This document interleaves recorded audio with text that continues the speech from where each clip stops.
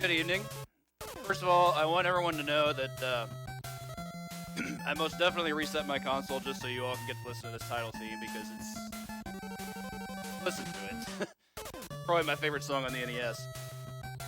Oh, goodness.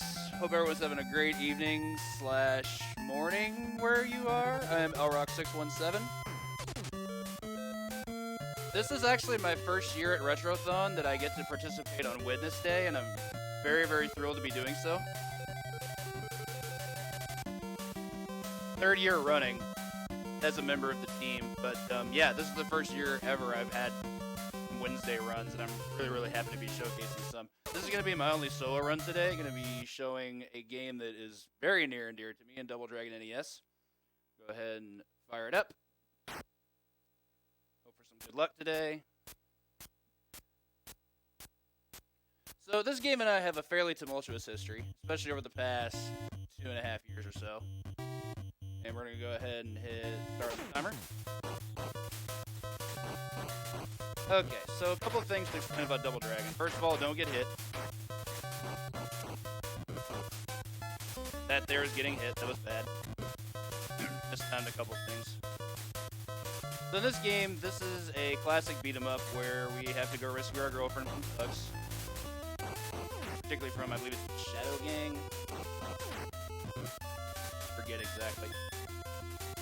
From a gameplay perspective, the things we'll be focusing on are the fact that we have this XP system that will allow us to level up our moveset. You're going to be seeing me doing a lot of kicks. Kicks are the most efficient move for both spacing as well as damage, and it also raises 15 XP every time we land one. Just a whip. Whip also very good for XP. Raises double the XP that a kick does.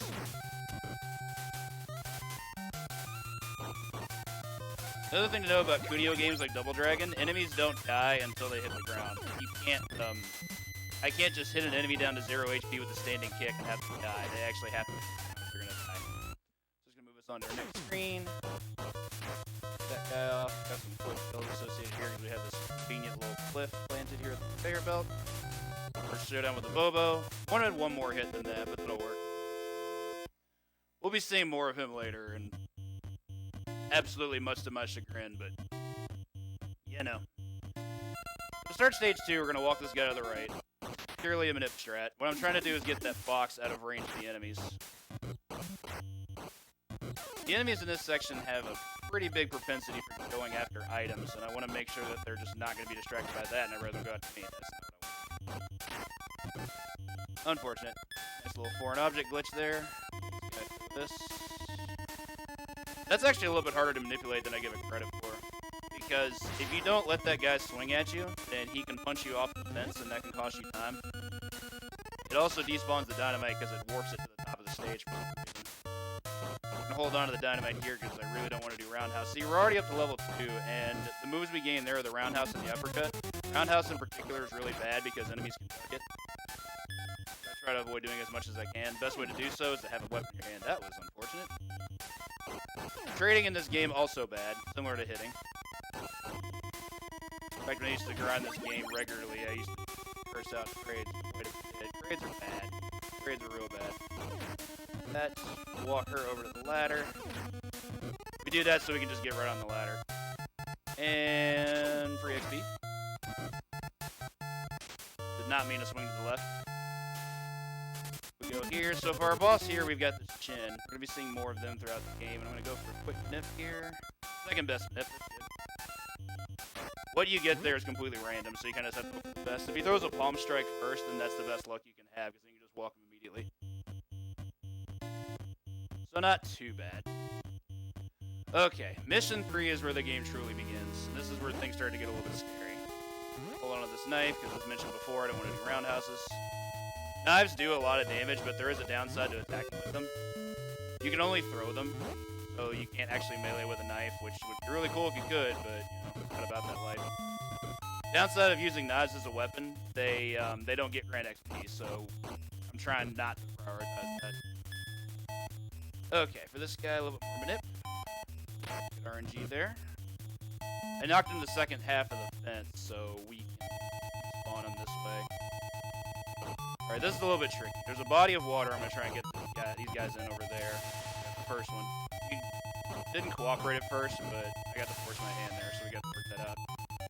And this guy... Discovered last week, this guy can actually spawn on your pixel right away and knife you after you jump over the bridge. That was a fun day. Did not enjoy having that happen. I got a knife. You do not want to take damage from a knife. They drain half your health. Anything you can do to manipulate them off the screen is exactly what you want. Huh. Not used to ropers jumping really though. Okay. So we're about to level up to level 4, which we did just now. This is going to let us have our grab. Grab is very, very good. The only real downside to grab is that it doesn't really grant you any XP if you throw an enemy, but it allows you to finish them off very, very quickly. Alright, on to one of the hardest fights in the game. This double Abobo fight is terrifying.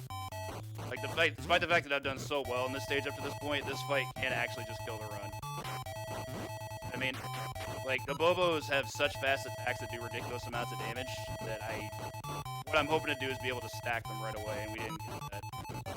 Yeah, that slap is especially devastating. It does 2 damage, and it's faster than anything I can do. Alright, got 1 down. That's good.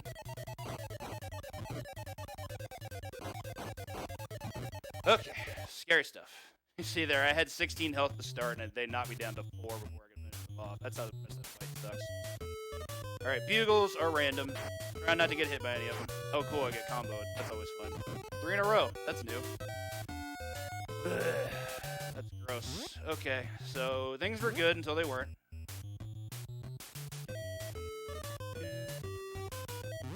Really wanted to play it safe there. You do not want to fall down that hole. You lose a lot of time, and you probably end up taking it. Alright, after all that, I really need some cooperative chins, and already off to a bad start. So as you can see, as I mentioned earlier, this game and I have a very tumultuous history.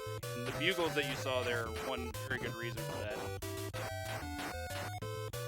Especially in marathons. I've had fairly reasonable luck with this game in marathons, but it is a terrifying marathon game because if you lose all your lives in this game, that's it. Like, this game does not give you continues. You have 3 lives to do your business and hopefully get the heck out of Dodge.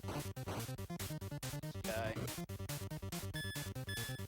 Also of note, in this stage, there is a death warp that I'm going to skip. If I were doing, like, PB or RTA attempts, I would definitely go for the death warp because you need that to be able to get, like, low 11s and whatnot. In the interest of saving health, I'm going to make sure I can just finish the game. Plus, if we skip the death warp there, we actually get a really good setup for this mini-boss. Get this green Abobo, it's going to bust out of the wall. I can walk him right to the wall. Through. Duck the first time, so that's bad luck, but it happens. Do the same thing with this one. Boom. The door. Our last room. For such a hard stage, this is a very underwhelming final room. We only had to kill 6 Lindas, and then we're out of here. Try and get in some kicks. I would like to be able to get in some kicks here because I want... My XP is kind of low for this point up now.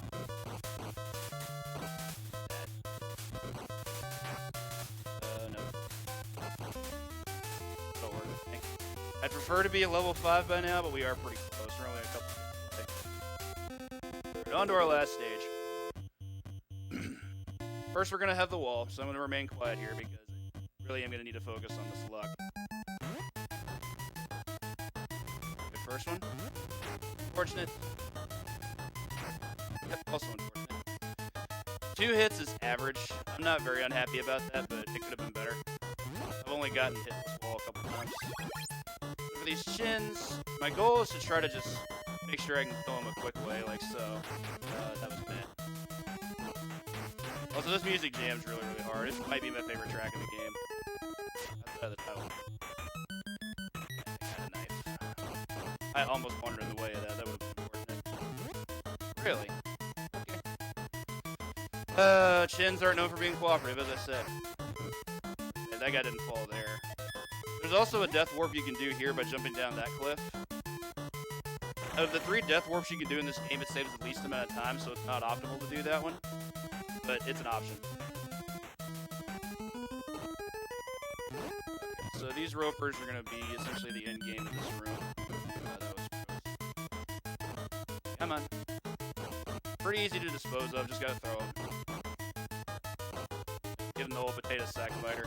I don't know what's happening here. I don't know why I'm not getting grabbed. I'm gonna need... Okay, that's scary. Had to throw that guy. Okay. On our way to the final boss gauntlet. This is similar to the Bugle's room, another somewhat unnecessarily complicated platforming room, and missing that hit on that William there may have actually cost me a cycle on the final platform. I am going to take a quick moment to focus here. May not work out for me. That's a little sketch. Yeah, okay, so I'm not going to get it because I got trolled. Unfortunate. It happens, though. Very, very little I can do about that. Williams jumping right out of the gate is like some of the worst RNG you can get. Had I been a little bit faster, I could make a cycle where I could jump and then immediately jump to the top, but didn't get so lucky. So, it happens. Had that guy not done that, I would have theoretically been able to just scramble up and miss this last cycle if I can actually get in there on time. Oh well. Okay, so this is our final room. Also, by far the hardest room in the game. The Williams we had to deal with first really aren't too big of a deal. They're just the appetizer for the main course. So our finale is a big boss rush. We basically had to face every enemy that we've encountered so far in the game, along with a few new ones. This is also where the last death warp would occur. You just kill yourself as soon as that marker appears. By jumping off the cliff. There's a pretty good amount of time. I did not want to miss it. Yeah, we're in trouble. Okay, lost a lot of health there. Alright, I'm actually going to take the safe route here. I'm going to go ahead and level up the elbow over here. So what I was hoping to do is be able to kick them out of the gate, and I messed up the timing on that. So instead what I'm going to do is go ahead and level up to level 6 where we get elbow, which is by far the most overly abused move in the game. This move is amazing. It does 4 times as much damage as a kick. We can line up enemies with it to be able to make sure they just get hit like so. Makes really quick work of a Bobos. I think they die in 4 elbows. More quick enemy groups. Got Willie to deal with. The definitive gatekeeper. I'm going to remain quiet here while I see if I can take care of him.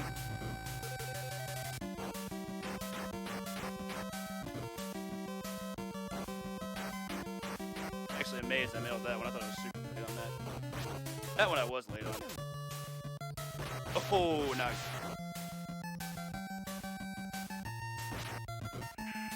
That's really unfortunate. That's what happens when you miss cycles in this game. You can just die. Lose a little bit of time on that. I think that's like a 30 to 40 second loss. But yeah, that happens.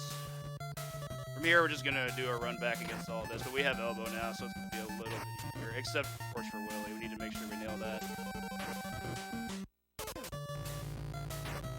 Oh, I did not want to do that. Put it early there. Okay.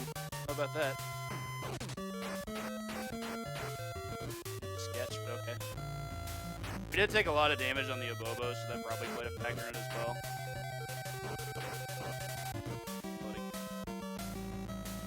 Oh, it's not.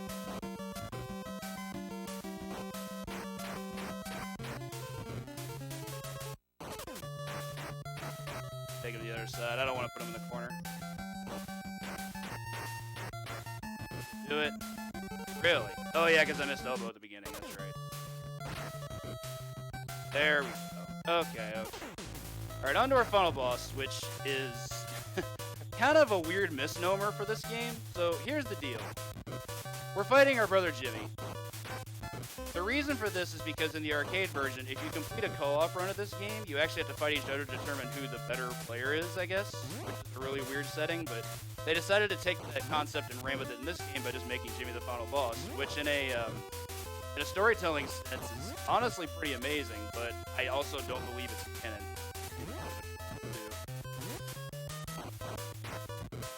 So Jimmy can be a jerk. He's not too difficult, he just has a lot of health and he decides to act up most of the time, so we kind of just have to make sure we can ground him. That can be really hard to do. Combo is the best weapon we have against him, just kicks and an elbow. But it takes about 12 to 13 reps of this to get it, but we got it there. Jeez. Really sucks about the death, but yeah, Willie getting loose can be really bad sometimes. I'll take a sub 14 though with a death for sure. Whew. Man, as I mentioned before, this game and I have a really long, tumultuous history, and that's just one of the reasons why. Probably the most marathon unsafe game I've ever run, and it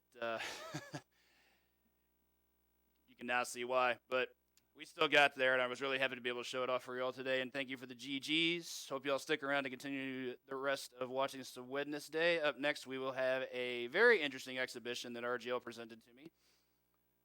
It will be a Bayou Billy exhibition where I will be running the JP version, also known as Mad City, and the one and only Ness Cardinality will be running the US version. Stick around, and we'll be right back with that momentarily.